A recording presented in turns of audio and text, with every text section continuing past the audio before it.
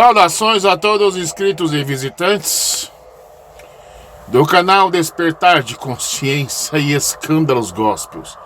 Chegamos à parte 9, onde vamos aí estudar agora a perseguição dos adventistas do sétimo dia contra os judeus.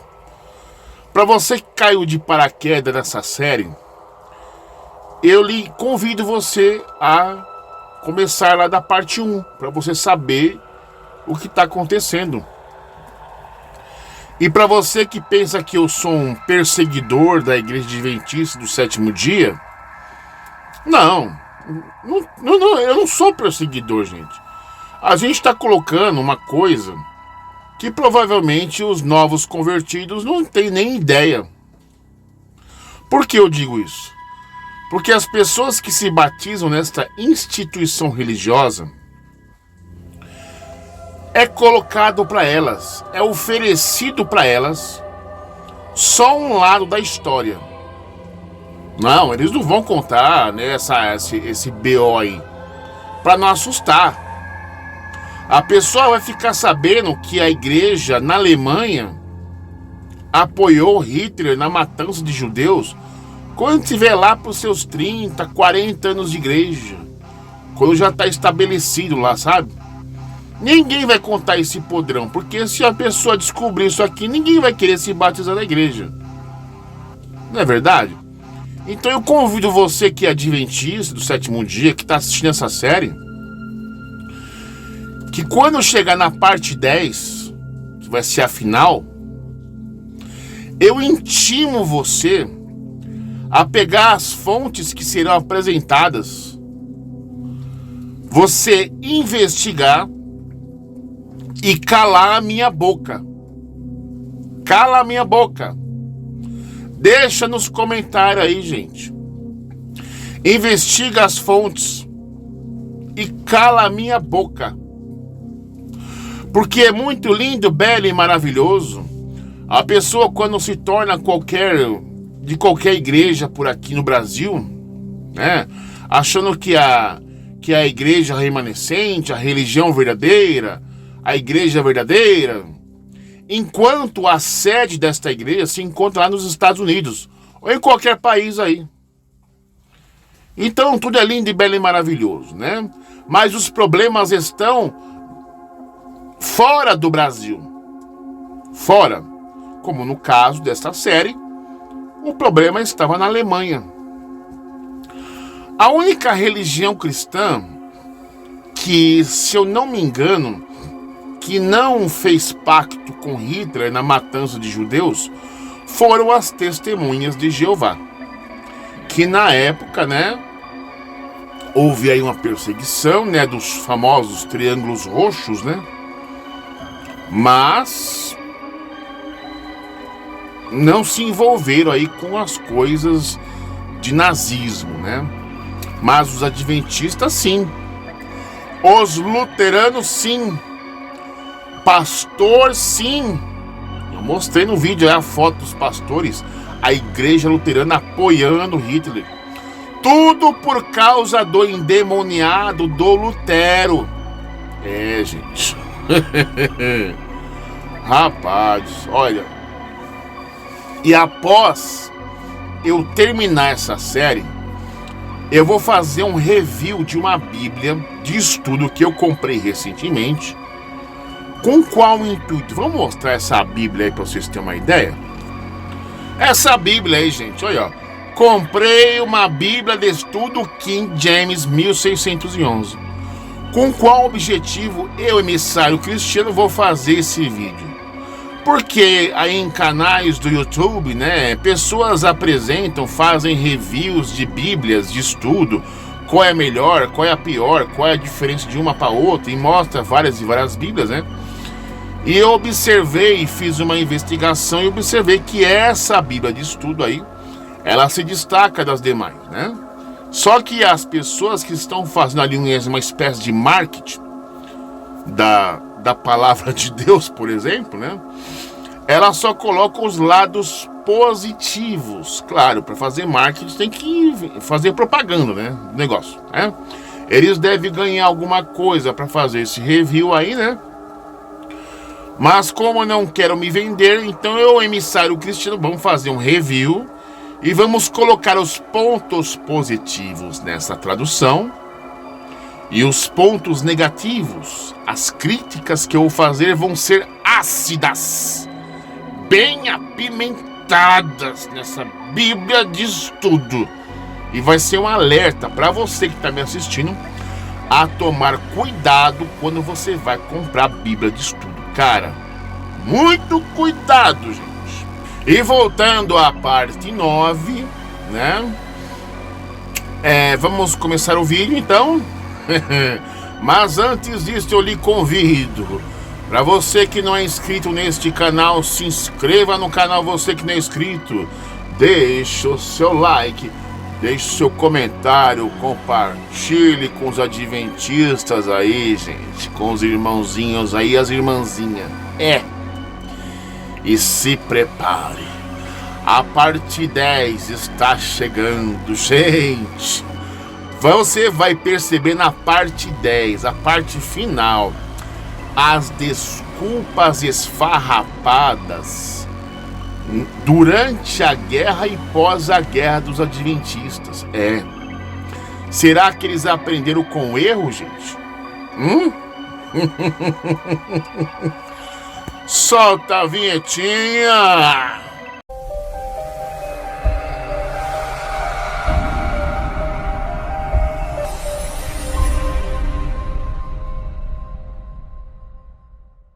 No amor cristão dos adventistas alemães, era possível deixar de fazer o bem a alguém que não merecesse. A palavra graça, entre aspas, havia perdido seu verdadeiro sentido na Igreja Adventista do Sétimo Dia, na Alemanha. E diz o texto: em 1935, Der Adventblatt, o principal jornal da Igreja, declarou que, embora o trabalho beneficente se estendesse a todos os alemães, sem exceção, era possível negar cuidados àquelas pessoas associais que se revelam indignas. E de acordo com o ethos nazista, não a pessoa, mas a nação em sua totalidade era agora o objeto do bem-estar. Temos aqui um 27 que se refere à fonte no final desse estudo. O bem-estar alemão, a pureza étnica. Para Hitler, o bem-estar alemão requeria a pureza étnica. Era necessário todo o esforço possível para melhorar a raça alemã, e isso implicava a esterilização forçada de vários grupos esquizofrênicos, epiléticos, cegos, surdos, alcoólicos, viciados em drogas, etc. E a eutanásia daqueles com que os alemães não deviam ter filhos. A campanha de relações públicas feita pela Igreja Adventista do Sétimo Dia a favor do governo se tornou muito mais agressiva após o breve período em que a Igreja esteve proibida de funcionar. A campanha de relações públicas feitas pela Igreja Adventista do Sétimo Dia a favor do governo se tornou muito mais agressiva após o breve período em que a Igreja esteve proibida de funcionar. A campanha continuou apoiando a nação de Estado nacionalista, validando essa ideia e dizendo que ela estava de acordo com os princípios bíblicos. Em sua edição de dezembro de 1933, o Gigi Words Franger, um dos periódicos adventistas, orgulhosamente proclamou que também fazemos parte dessa revolução, como indivíduos cristãos e também como corpo denominacional coletivo. Esse tipo de aprovação entusiástica do Estado não foi um incidente isolado. A aceitação do conceito de nacionalismo com suas conotações raciais, sua ideologia de pureza étnica e o seu banimento implícito dos judeus por causa de sua herança racial foi aceita pela Igreja Adventista do Sétimo Dia como parte da proclamação do Evangelho. Os adventistas apoiam a esterilização forçada. Rapaz do céu, olha, fico pensando na época do nazismo aí, a adventista na Alemanha. Meu, eles eram cruéis, viu? Ô cristão cruel, esses adventistas, viu? Pegaram tipo o mesmo ar de Hitler, né? Dá pra perceber aqui. Ampliando suas concessões, a Igreja Adventista também concordou com a política de esterilização forçada, também conhecida como leis eugênicas. No início, a oposição a essa política foi aberta em geral entre os membros da Igreja e a liderança, pois era considerada uma violação dos princípios cristãos. Mas, reagindo a essa resistência, o governo respondeu com uma campanha educativa que usou revistas adventistas para defender as novas leis eugênicas. A explicação forçada sugeria que a ideia de que os cristãos não deviam interferir no processo da natureza de purificar o acervo racial da nação. Vixe. Os adventistas se calam diante da eutanásia. Olha só, rapaz, a covardia cristã adventista, tá? Lembrando que esse vídeo também não é de perseguição adventista. Nós estamos aí tirando aquilo que os adventistas não têm coragem de dizer, simplesmente arquivaram, colocaram por baixo do tapete e que nenhum membro aí novo, convertido da igreja tem acesso a essas informações, né? Vão ter acesso depois aí de 20, 30 anos, nos 40 anos de igreja. Aí eles vão começar a perceber aonde que eles se enfiaram, né? Vamos ver aqui. À medida que as políticas de eugenia se tornaram lei, a oposição a esses conceitos e a essa legislação, silenciado nas publicações adventistas. A esterilização foi apenas um primeiro passo nesse ataque racial. A etapa seguinte envolveu a eliminação daqueles que eram considerados elementos perigosos para o acervo genético alemão.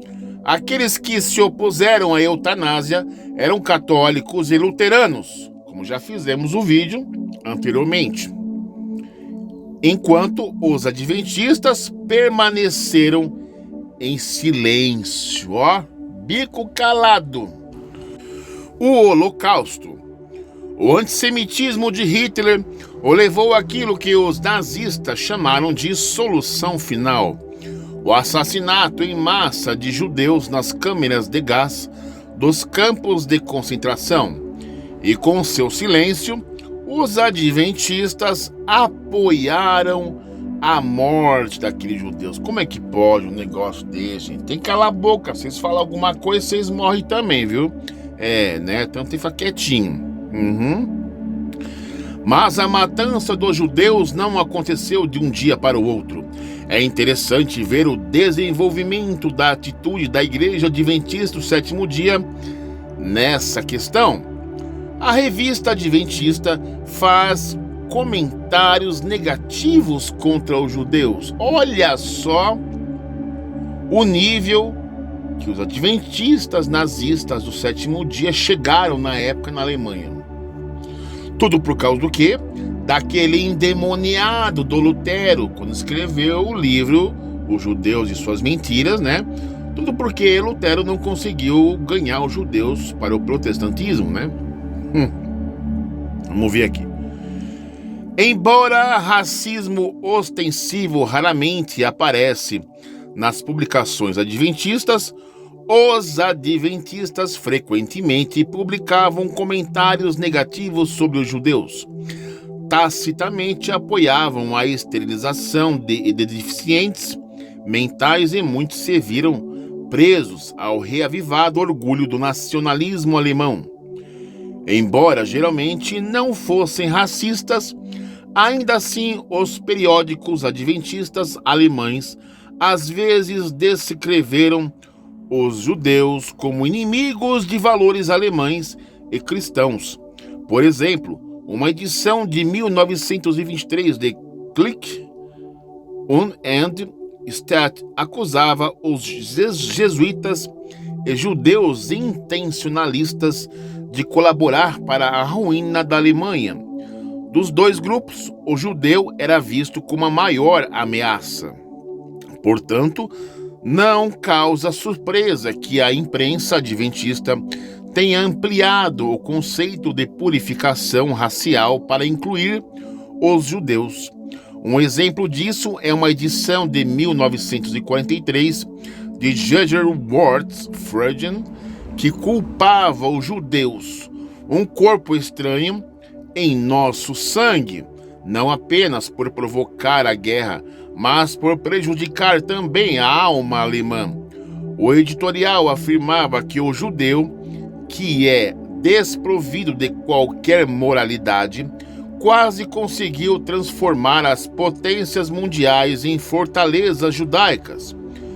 Foi bem tarde quando aqueles que mantiveram sangue saudável conseguiram deter a inundação judaica. O leitor foi advertido a não se cansar na luta contra o inimigo de nossa raça, o qual vive entre as nações, no caso os judeus. Igreja Adventista do Sétimo Dia Alemã apoia a perseguição de judeus. Antissemitismo nível hard. Vamos ver o que diz aqui. É irônico que, embora os adventistas tenham insistido na liberdade religiosa, eles não levantaram a voz contra a perseguição de incontáveis judeus. Em vez disso, eles até mesmo desassociaram aqueles membros de origem judaica.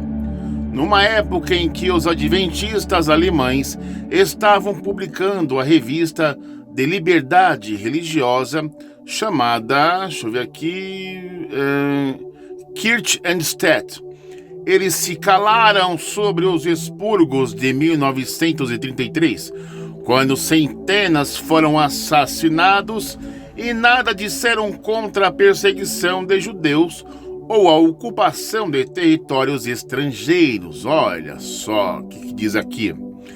Embora haja a impressão de que alguns adventistas resistiram à tentação nazista, parece que nunca houve qualquer oposição oficial ativa ao regime nazista desumano, como também não se permitiu tal oposição entre os membros. Olha só. Igreja Adventista do Sétimo Dia orienta a evitar até judeus adventistas. Eles encaravam os judeus adventistas da época como inimigos e apóstatas. Aposto e ganho que deve ser isso aí, né? Mas vamos ver o que diz aqui.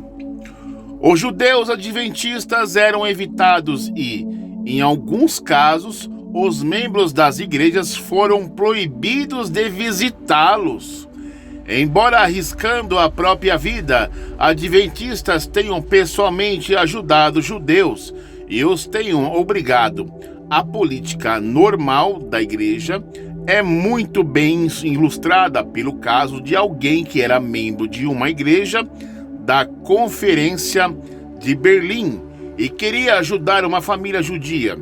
A conferência o advertiu a não esperar qualquer apoio, caso ele tivesse problemas. Depois que os adventistas do movimento da Reforma foram proscritos em 1936, a igreja tomou todos os cuidados para impedir que os adventistas reformistas se unissem à igreja adventista.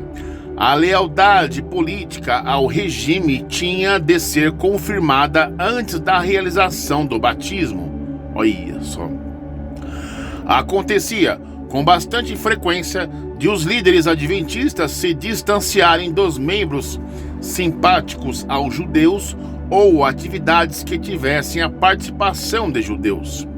Às vezes, eles rejeitavam diretamente os adventistas de origem judaica, porque temiam ser denunciados como inimigos públicos pelas autoridades nazistas, caso demonstrassem simpatia ou prestassem ajuda.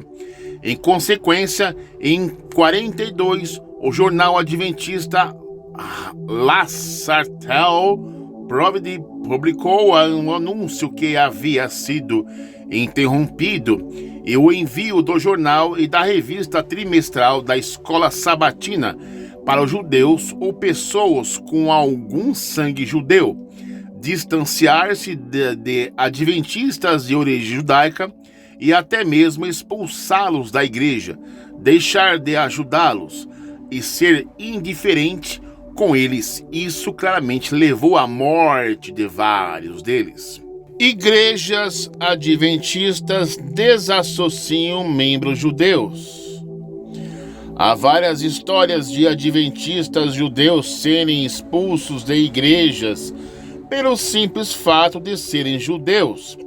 A postagem casos de adventistas traídos pelo adventismo apresenta algumas delas.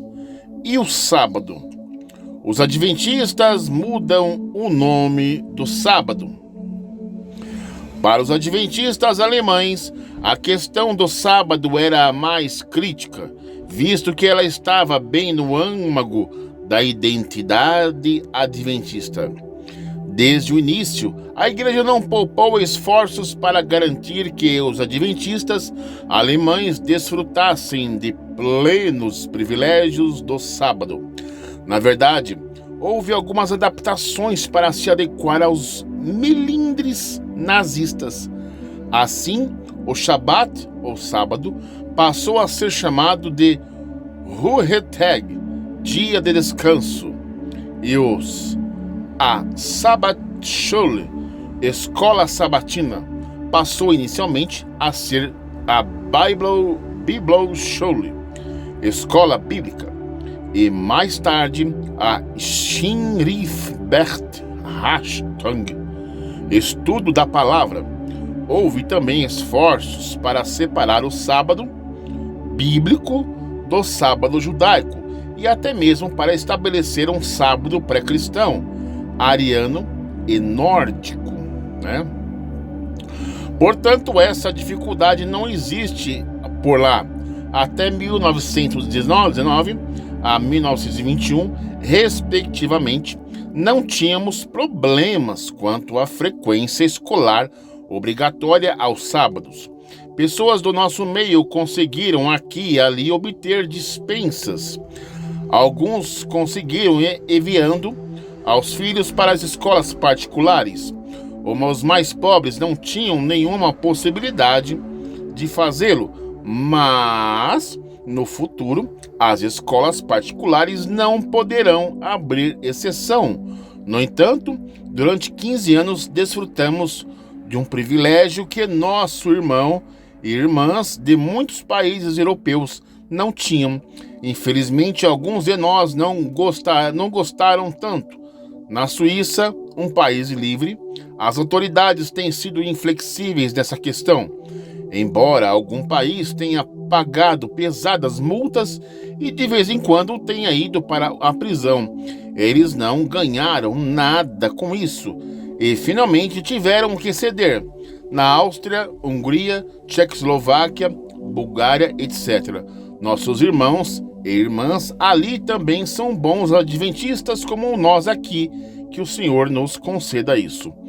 Como agora está, tentamos de tudo. Não creio que o Senhor considere nossos filhos frequentarem escolas no sábado uma verdadeira transgressão do quarto mandamento. Se fosse esse o caso, teríamos de condenar todos os nossos irmãos e irmãs fora da Alemanha, os quais, de acordo com as leis de cada país, tiveram de se sujeitar, o que é lamentável. Isso nós não faremos e não podemos fazer. vocês entenderão que sinto grande responsabilidade perante Deus e a denominação nesse difícil assunto.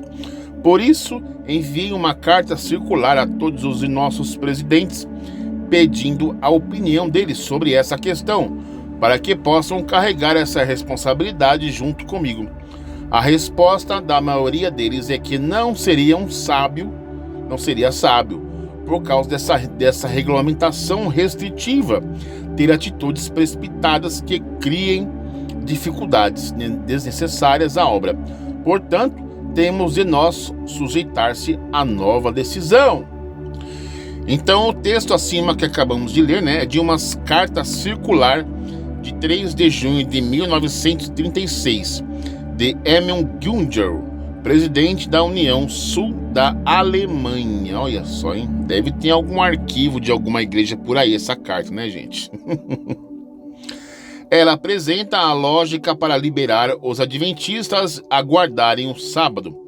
Curiosamente, é reproduzida por Paul Bach, historiador da Igreja Adventista do Sétimo Dia, movimento de reforma, igreja que foi banida porque sua liderança e seus membros não se curvavam ao nazismo e insistiram em guardar o sábado. Olha só, hein?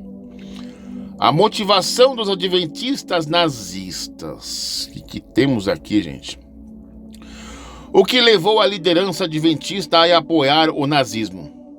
Abandonando a guarda do sábado, permitindo que seus membros fossem para as forças armadas e expulsando de suas igrejas os membros judeus? Preservar a imagem da igreja. É sempre aquela questão, né, gente? É a mesma coisa Testemunho de Jeová. Se colocam como a melhor religião do mundo, que a cristandade é a igreja do diabo, mas quando acontece de flagrarem um estuprador de criança lá ou de mulher, eles acabam que abafando o caso para preservar a imagem da instituição religiosa. É a mesma coisa com o adventismo, com qualquer religião, com qualquer igreja, né, gente? Impressionante. Quando alguns adventistas se recusaram a saudar a bandeira suástica e a usar a saudação a Hitler, o presidente da Conferência do Leste da Alemanha, Müller, argumentou que isso era ruim para a imagem da igreja. Ele concluiu que em nenhuma circunstância um adventista tinha o direito de resistir ao governo, mesmo que o governo o impedisse de exercer sua fé. A resistência seria lamentável, porque marcaria os adventistas como adversários do novo Estado, uma situação que deveria ser evitada. Olha só. Evitar banimento da igreja. À medida que, ano após ano, as regras do Estado contra a religião iam aumentando, a igreja ia cuidadosamente obedecendo a essas regras, a fim de evitar que o regime a proibisse pela segunda vez de funcionar. Olha só. Evitar destruição da estrutura da Igreja Adventista do Sétimo Dia. Parecia que a sobrevivência da estrutura organizacional era mais importante do que alguns princípios adventistas de longa data. Obter outras vantagens. Os adventistas, que somavam cerca de 36 mil em 1933, endossaram tão sinceramente o Programa Nacional Socialista e foram tão bem-sucedidos em se adaptar ao novo Estado, apesar de sua desvantagem inicial de, para a maioria das pessoas, se parecerem judeus, que, entre os protestantes, apenas seus pastores foram dispensados de portar armas. Certamente houve outras vantagens. Os pastores serem dispensados de usar armas foi apenas uma.